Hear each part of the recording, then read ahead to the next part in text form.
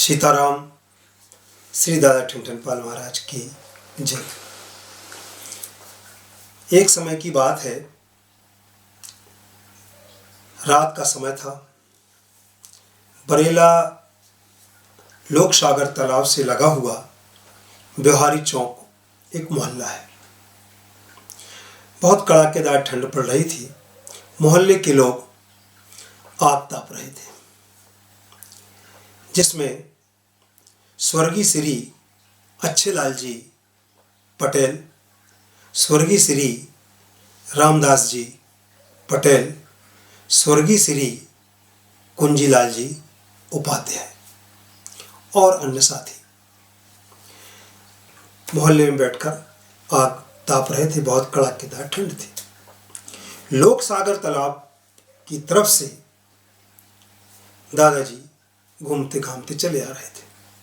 लोगों ने देखा कि बाप रे, कितनी कड़ाकेदार ठंड है और इस ठंड में पागल बाबा कहाँ से घूमते हुए चला आ रहा है। तो उन्होंने यह देखा कि दूर से दादाजी आ रहे हैं।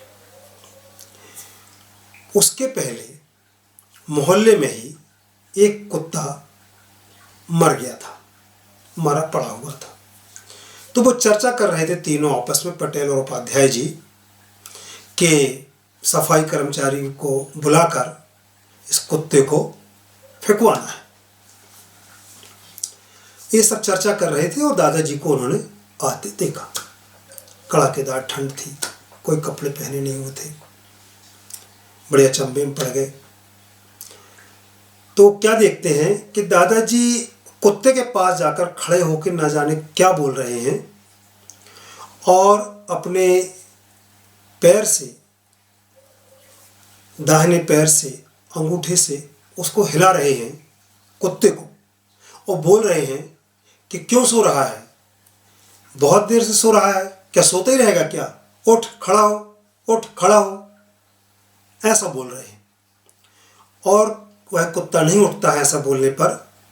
तो दादाजी उसके पैर पकड़कर वो कुत्ते को ऐसा फेंकते हैं कि जहां वो आग ताप रहे थे उसको पार करते हुए, उनको जो आग ताप रहे थे, और आग के ऊपर कुत्ता गिर जाता है। वो अकबका जाते सारे लोग जो आग ताप रहे थे कि बाप रे, इतनी स्पीड से कुत्ता कहाँ से गिरा। और वो अग्नि में कुत्ता गिरा और वहां से कूं कूं कूं कूं भौंकते हुए, चिल्लाते हुए आगे की ओर बढ़ जाता है। ऐसी अद्भुत लीला को देखकर उपाध्याय जी, पटेल जी आश्चर्यचकित हो गए और दादाजी को कोटि कोटि उन्होंने प्रणाम किया। अरे दादा भगवान, एक गजब की लीला है। वो दादा भगवान की जय जयकार होने लगी। इस प्रकार से जब दादाजी की कुछ लीलाएं हुई तो लोगों ने दादाजी को पहचाना।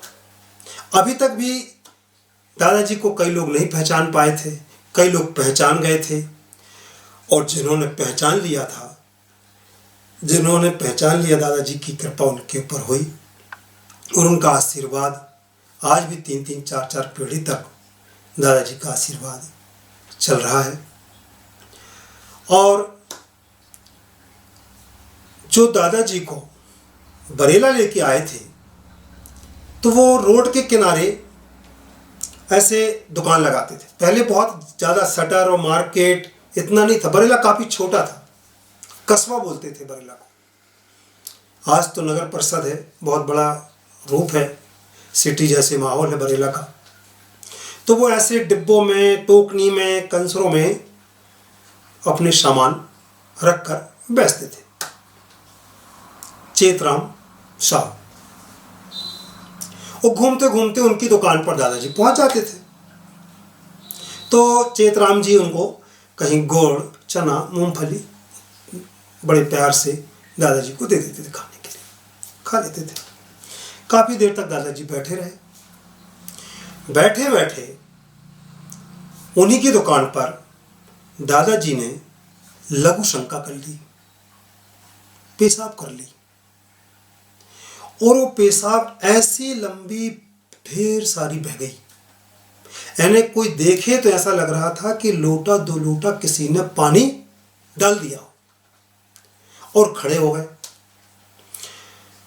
और चेतराम साहू की पीठ पर हाथ ठोका, देख चतैया तेरे घर में गंगा बह गई, देख चतैया तेरे घर में गंगा बह गई, देख चतैया तेरे घर में गंगा बह गई। और उनका कम्बल लुढ़कता हुआ रोड से आगे की ओर बढ़ जाता है।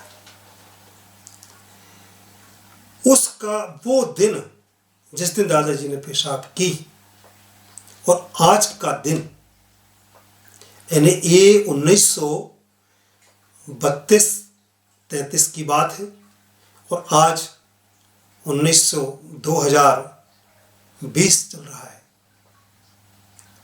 आज तक उस परिवार में लक्ष्मी ने जो वास किया, तो आज भी उस परिवार में दादाजी का आशीर्वाद है। आज तीसरी चौथी पीढ़ी श्री सतीश साहू जी उनके नाती बनती हैं और धन धान से पूर्ण हैं। उन्होंने दादा ठनठन पाल जी को अपने घर की कुल देवी देवताओं में विराजमान किया और आज भी वो जमुनिया बरेला मंदिर प्रत्येक गुरुवार को जाते हैं और दादाजी को मानते हैं। तो दादा ठनठन पाल जी की ऐसी अद्भुत लीलाएं, दादाजी की ऐसी कृपा, जिन्होंने पहचान लिया, जिन्होंने समझ लिया, और नहीं तो आज भी लोग नहीं पहचान पा रहे हैं, लोग समझते हैं कि पागल ही। तो दादाजी की ऐसी अद्भुत लीलाएं, अनेकों लीलाएं हुई। बोलिए दादा ठनठन पाल महाराज की जय।